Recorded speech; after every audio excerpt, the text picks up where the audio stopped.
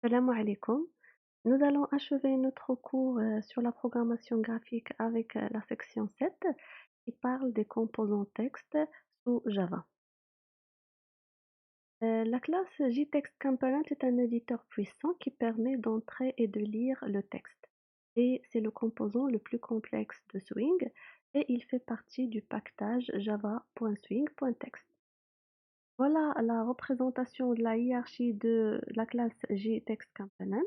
D'abord, il y a la classe Object, de laquelle hérite la classe Component et de laquelle hérite la classe Container. Puis il y a la classe Swing.JComponent et de laquelle hérite la classe Text.JTextComponent. Voilà quelques méthodes importantes de la classe JTextComponent. Il y a la méthode get caret position, set caret position et move caret position.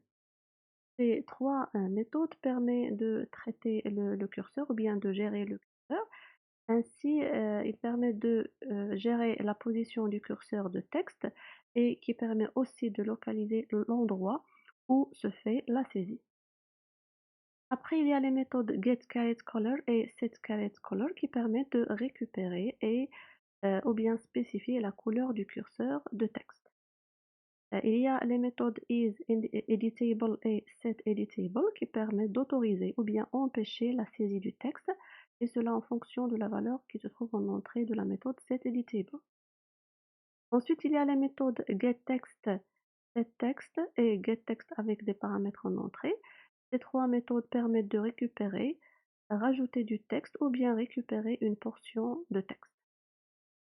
Ensuite, il y a les méthodes getSelectedText, getSelectionStart et getSelectionEnd qui permettent de récupérer du texte à partir d'une sélection déterminée. Après, il y a les méthodes select, select all, setSelectionStart, setSelectionEnd qui permettent de sélectionner un texte. Ensuite, il y a les méthodes getSelectedTextColor et setSelectedTextColor qui permettent de récupérer ou bien changer la couleur du texte sélectionné. Après, il y a les méthodes getSelectionColor et setSelectionColor qui permettent de récupérer ou bien changer la couleur de la sélection, c'est-à-dire la couleur de fond. Après, il y a la méthode replaceSelection qui permet de proposer un remplacement de texte sur la partie sélectionnée. Après, il y a les méthodes copy, cut et paste qui permettent de copier, couper et coller à partir du presse-papier. Et finalement, il y a les méthodes read et write qui permettent de lire ou bien sauvegarder le texte à partir d'un flux qui peut être un fichier, réseau, etc. La classe JTextComponent est une classe abstraite, donc on ne peut pas construire des objets à partir de cette classe. Par contre, on peut construire des objets des classes dérivées de la classe JTextComponent. À savoir, il y a la classe JTextField, JFormatedTextField, JPasswordField, JTextArea, JEditorPan et JTextPan. Nous allons voir par la suite chacune des classes dérivées en détail. Commençons d'abord par la classe JTextField qui traite les champs de texte. La classe JTextField permet à l'utilisateur d'entrer et d'éditer une ligne unique de texte simple. Et cette classe comprend des méthodes spécifiques. Il y a la méthode setFont qui permet de spécifier la font dans laquelle le texte sera affiché. Aussi, il y a la méthode setColumns qui permet de spécifier le nombre de caractères dans le champ. Voilà quelques exemples. Dans le premier exemple, nous allons créer un champ de texte qui a une largeur de 20 colonnes. Nous allons utiliser la classe JTextField avec un objet saisi. Nous allons lui allouer la mémoire et puis on va donner deux paramètres. Le premier paramètre, c'est le texte qui va être écrit sur la zone de saisie. Et le deuxième paramètre représente le nombre de colonnes qui sera réservé à cette zone de saisie, c'est-à-dire la largeur de la zone. Sur un deuxième exemple, nous allons créer une zone de texte mais qui est vide. Donc là, dans le premier paramètre, nous allons rien mettre. Et pour la largeur de cette zone, elle est égale à 20 colonnes. Voilà un exemple dans lequel nous allons créer deux zones de saisie. Nous allons mettre dans la première texte 1 et dans la deuxième texte 2. Donc voilà les deux zones de saisie, saisie 1, saisie 2 de type JTextField. Dans la première zone, nous allons mettre texte 1 qui sera écrit sur une largeur de 20 colonnes et la deuxième, texte 2, étalé sur 20 colonnes. Ensuite, nous allons créer un objet pan de type JPanel. Dans le constructeur de la classe, nous allons ajouter un titre pardon, au cadre, changer les dimensions, programmer le bouton croix. Et puis, nous allons appliquer un gestionnaire de placement de type grid layout, c'est-à-dire un tableau qui contient deux lignes et une seule colonne. Après, nous allons ajouter les deux zones de saisie au panneau avec la méthode add. Ensuite, nous allons ajouter le panneau au JFrame et puis nous allons rendre le cadre visible avec la méthode setVisibleTo. Lorsqu'on appelle le constructeur dans la méthode main, nous allons avoir la représentation suivante. Ensuite, il y a la classe JTextArea qui permet de traiter les zones de texte. La classe JTextArea permet d'afficher et d'éditer plusieurs lignes de texte simples non formatées. Donc, un utilisateur peut taper n'importe quel nombre de lignes de texte en utilisant la touche Entrée pour les séparer. Voilà quelques exemples. Nous allons créer une zone de texte avec la classe JTextArea et dans cette zone, nous allons spécifier 8 lignes et 40 colonnes. Pour le faire, nous allons créer un objet zone de type JTextArea. Nous allons appeler le constructeur qui comprend deux paramètres.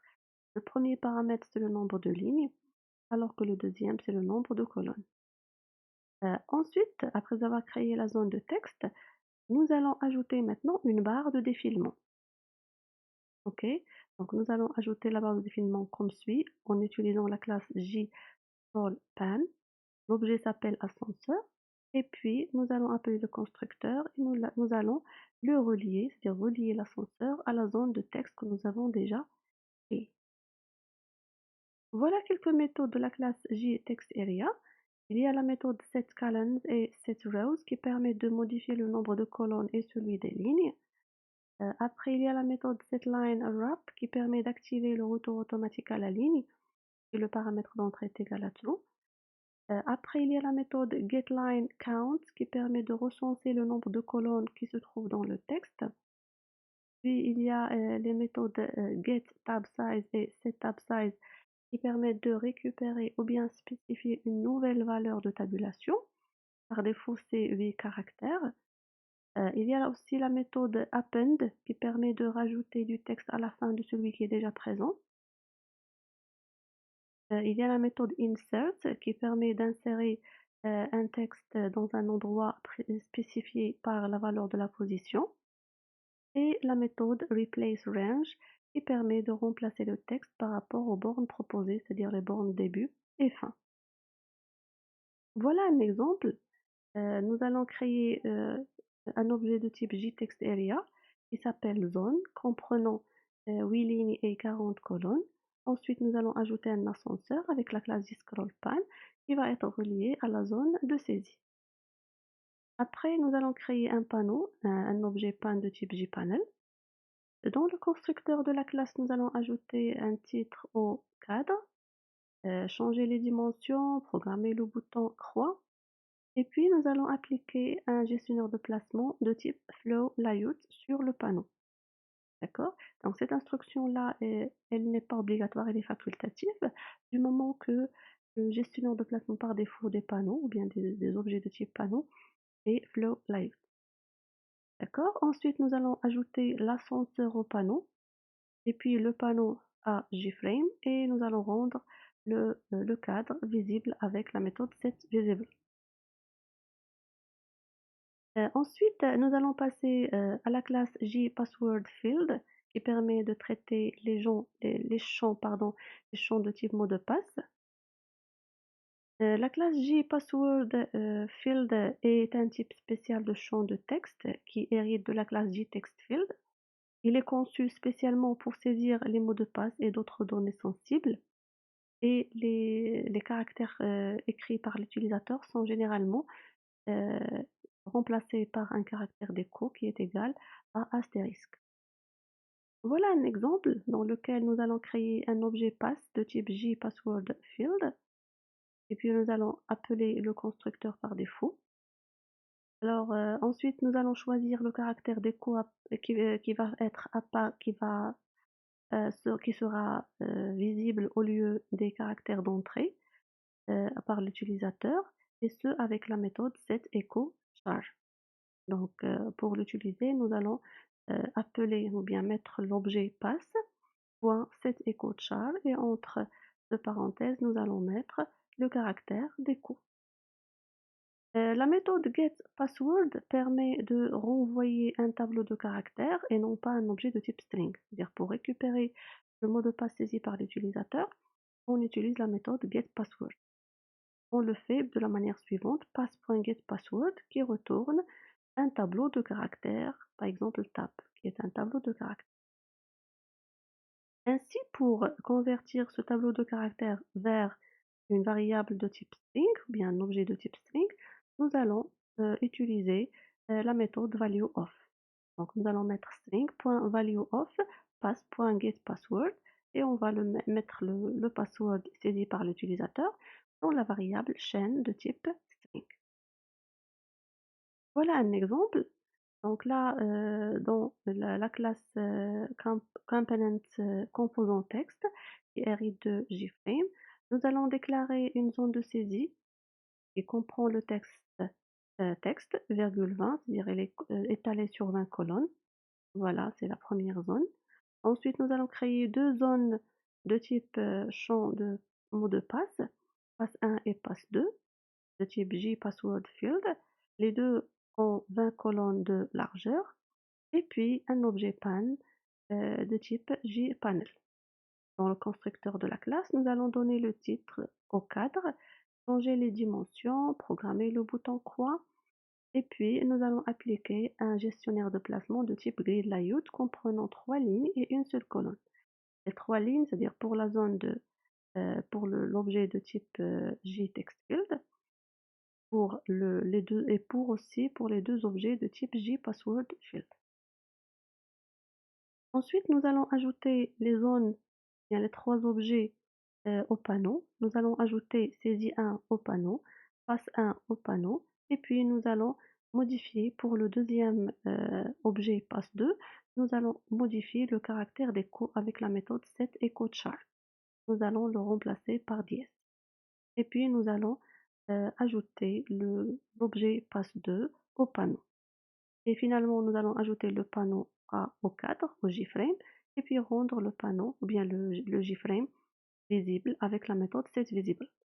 Comme résultat, nous allons avoir ici texte, et puis le mot de passe passe 1 qui est un caractère d'écho astérisque, et puis le deuxième mot de passe qui est le caractère d'écho dièse, comme on l'a modifié ici avec la méthode setEchoCharge.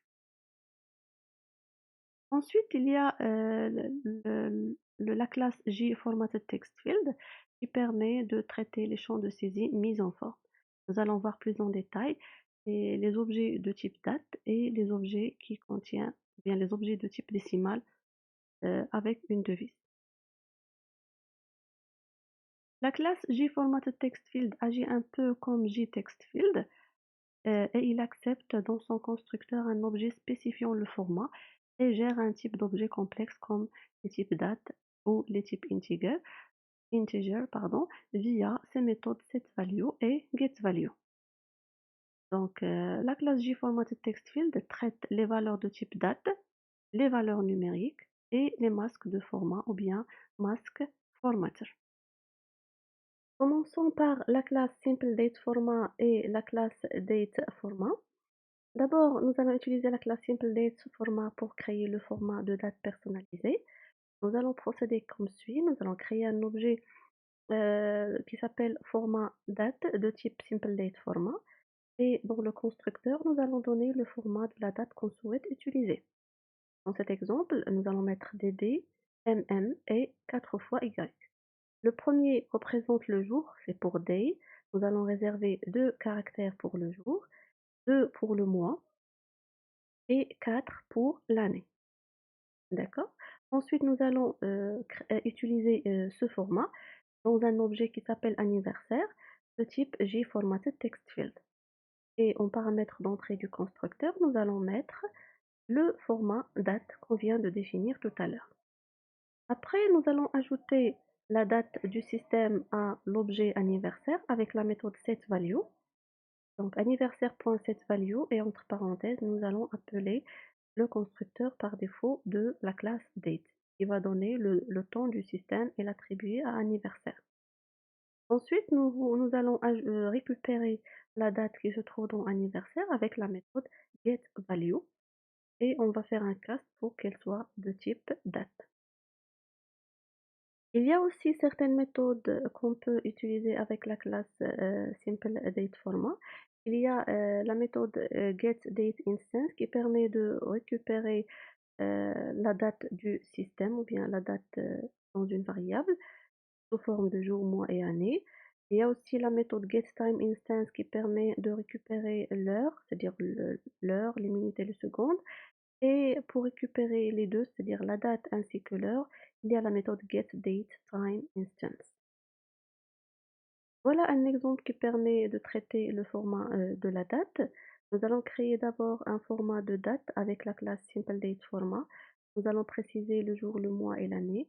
Et puis, dans l'objet dateness, nous allons, bien de type JFormatted Text Field, nous allons utiliser le format de la date que nous avons déjà défini. Aussi, nous allons ajouter un objet pan de type JPanel.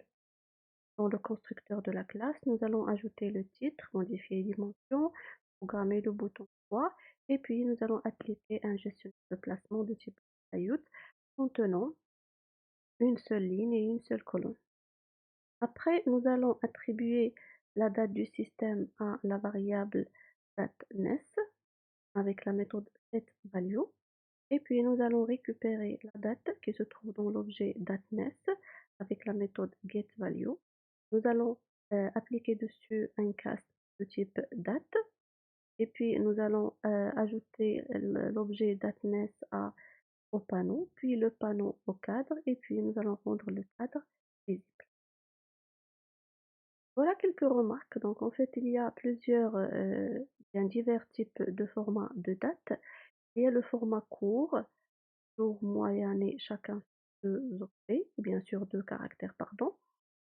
Donc pour le faire, nous allons utiliser la classe JFormatTextField qui demande en entrée euh, dateFormat.getDateInstance et qui demande en entrée dateFormat.short. C'est-à-dire que lorsqu'on précise short, ça veut dire on va récupérer la date sous format court. Sinon, on peut récupérer la date de manière ou bien sous format moyen, c'est le format par défaut.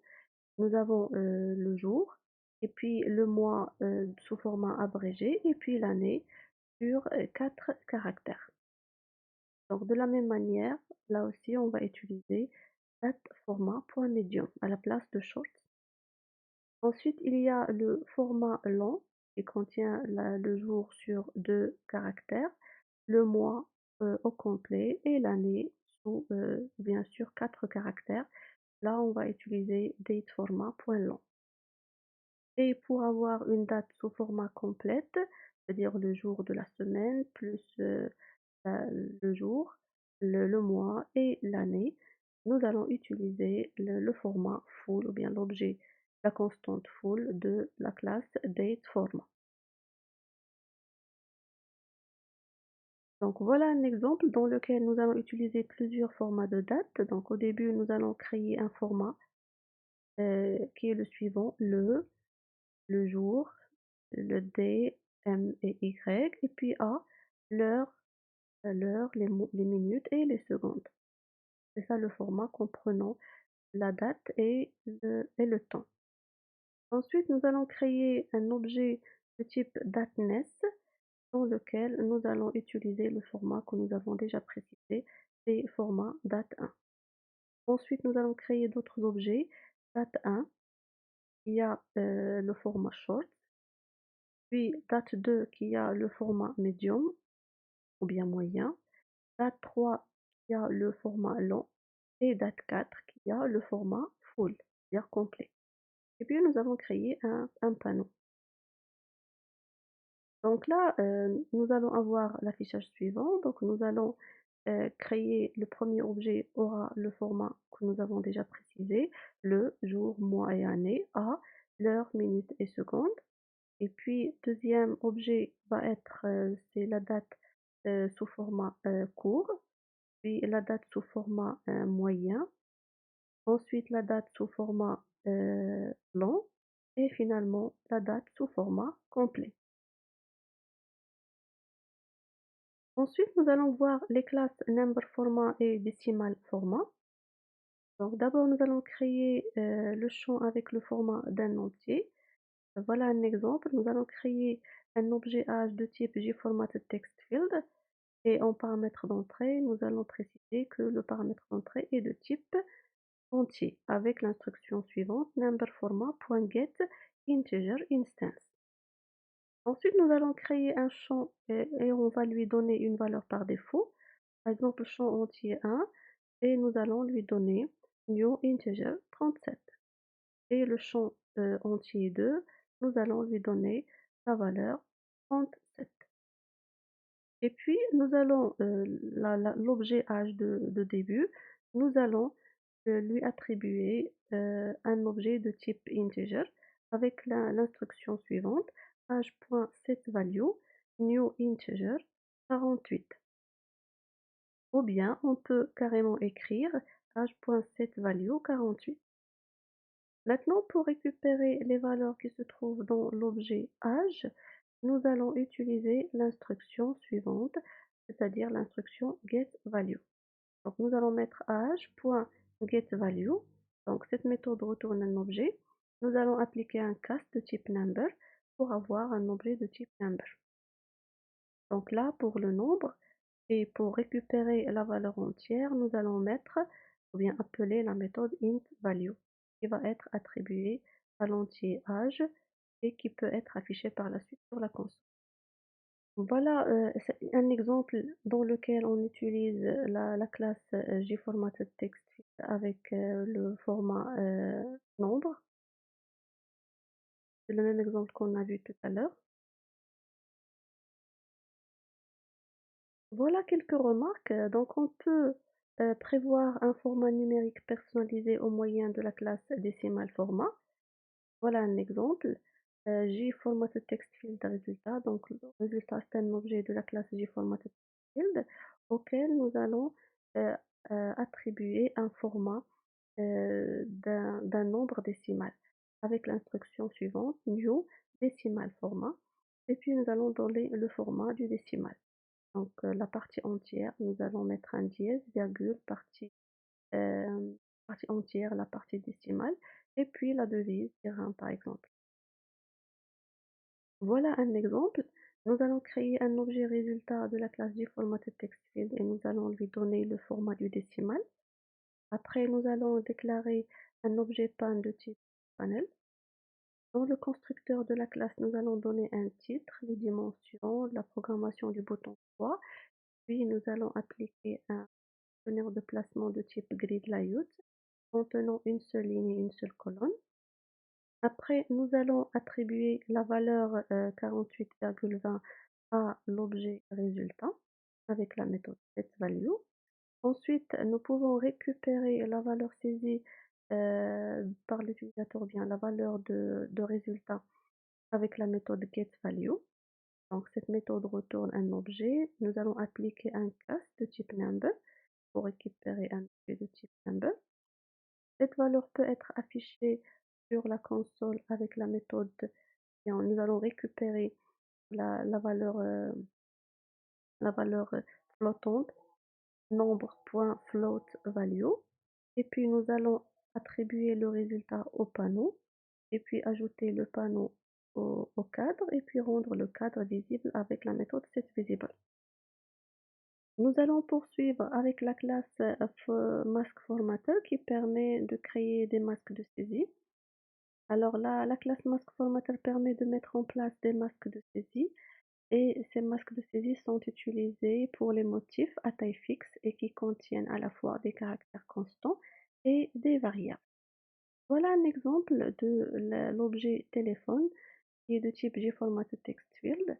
Et dans le constructeur de la classe, nous allons ajouter un masque de saisie avec l'instruction suivante, New Mask Formatter, 0 puis dièse, 2 points, dièse, etc. Donc un numéro de téléphone comprend 10 chiffres et ce numéro de téléphone commence par 0. Ensuite, nous allons ajouter un numéro de téléphone à l'objet téléphone avec la méthode setValue. Et puis, nous pouvons récupérer le numéro de téléphone avec la méthode getValue. Donc voilà les symboles de la classe maskFormatter. Il y a le dièse qui représente un chiffre, point d'interrogation une lettre, U pour une lettre en majuscule, L c'est pour une lettre en minuscule, le A c'est pour remplacer une lettre ou un chiffre, le H c'est pour un chiffre en hexadécimal, astérisque c'est pour représenter tout type de caractère, et il y a le caractère d'échappement pour inclure un symbole dans le motif. Voilà un exemple dans lequel on va traiter un masque pour saisir le numéro de téléphone. Nous allons déclarer un objet téléphone de type formated text field et puis un panneau. Dans le constructeur, nous allons ajouter un titre et puis modifier les dimensions, programmer le bouton croix et puis appliquer. Et puis nous allons créer un objet masque de la classe masque formatter et initialiser un nul. Ensuite, nous allons mettre dans le bloc try le code de, c'est-à-dire on va mettre le masque de saisie. Alors le masque égale à new mask formatter et puis du numéro de téléphone. Et puis nous allons attribuer ou bien relier le masque à l'objet téléphone. Ensuite, nous allons attribuer un numéro de téléphone à l'objet téléphone. Nous allons mettre ce code à l'intérieur du bloc type parce qu'il se peut que l'utilisateur saisit un numéro de téléphone non valide. Alors, s'il y a un problème dans le format du téléphone, une exception de type parse exception peut être générée. Ensuite, nous pouvons récupérer le numéro de téléphone avec la méthode getValue et puis nous pouvons l'afficher aussi. Après, nous allons ajouter l'objet téléphone au panneau, le panneau au cadre et puis rendre le panneau visible avec la méthode setVisible. Voilà le résultat du tâche. Passons maintenant à la classe JEditorPan. Donc la classe Swing propose des possibilités de texte sophistiquées par l'intermédiaire de deux autres classes de JTextComponents, à savoir la classe JEditorPan et JTextPan qui héritent de JEditorPan.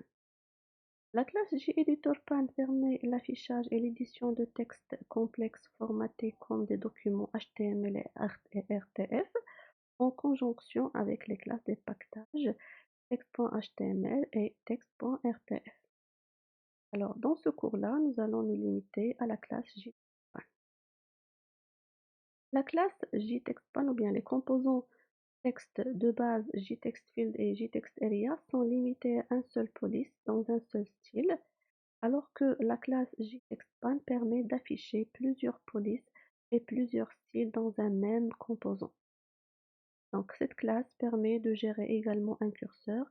Elle permet de gérer la mise en forme, l'incorporation d'images et plusieurs autres fonctionnalités élaborées. Voilà un exemple dans lequel nous avons une zone, un JTextPan qui contient plusieurs lignes et chaque ligne a un format ou bien un style différent. Voilà un exemple dans lequel nous allons créer la classe exemple qui hérite de JFrame. Ensuite, nous allons créer un objet TextPan de type JTextPan. Dans le constructeur, nous allons ajouter un titre, changer les dimensions du cadre ainsi que sa position, programmer le bouton croix et puis nous allons appliquer un gestionnaire de placement de type Flow Layout. Après, nous allons appliquer, changer les dimensions du TextPan. Voilà X, Y, la largeur et la hauteur. Puis nous allons ajouter un premier texte, c'est la première ligne. Et puis nous allons créer un objet doc de type style de document. en appelant la méthode getStyledDocument. Ensuite, nous allons définir les styles qu'on va utiliser. D'abord, nous allons définir le style 1 nous allons le créer d'abord, style 1 de type Simple Attribute Set. Et puis, nous allons attribuer des styles ou bien des caractéristiques au style 1. Nous allons changer la couleur du foreground qui va être rouge, la couleur du background qui va être yellow ou bien jaune, et puis le texte va être bold, c'est-à-dire blue. Pour le style numéro 2, nous allons changer uniquement la couleur du texte, la couleur du foreground, qui va être égale à blue. Ensuite, dans le bloc try, donc nous allons ajouter du texte et nous allons, pour chaque texte, nous allons ajouter un style. Donc nous allons ajouter le texte deuxième ligne qui n'a aucun style, troisième ligne qui a le style 1, quatrième ligne qui a le style 2, puis c'est une ligne vide, et puis une cinquième ligne qui a le style 2. Donc là, s'il y a un problème dans l'ajout du texte, et ainsi que des formats, donc une exception peut être gérée et il va être traité. Et finalement, nous allons ajouter le texte pan à notre frame. Voilà quelques méthodes de la classe JTextPan. Il y a les méthodes getStyle, addStyle et removeStyle qui permettent de récupérer, proposer un nouveau style à ceux existants suivant une hiérarchie ou bien il permet d'enlever un des styles de la hiérarchie. Après, il y a les méthodes insertComponent et insertIcon qui permettent d'ajouter un composant quelconque à une image. Après, il y a la méthode setCharacterAttributes qui permet de spécifier les attributs comme la taille de la font et le style qui s'appliquent aux caractères individuels.